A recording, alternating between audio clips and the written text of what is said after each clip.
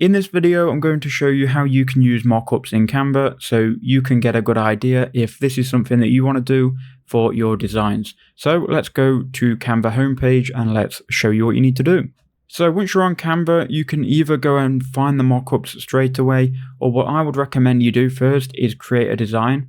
And you can create a design for specific dimensions. So we're going to go custom size, and I'm going to do a 1920 by 1080, which is going to be landscape design.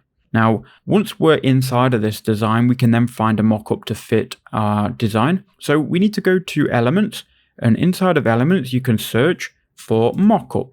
Now you can go more specific than that. So let's say you wanted an iPhone mockup. They might have what you're looking for. So just go and search it. You may have to use a frame, which is going to act as a mockup. It's going to be similar, but yeah, you can use this if that works for you.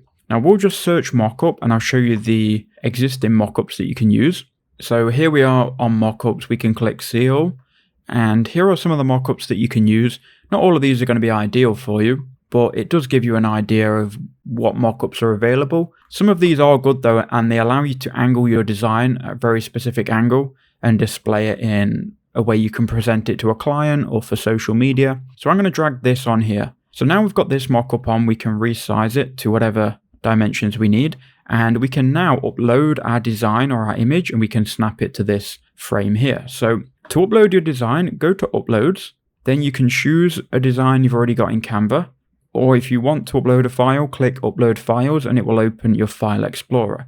Now what I'm going to do is I'm going to drag on a image. We'll just drag on this AI generated image of a beach, and we'll see how it snaps this image on.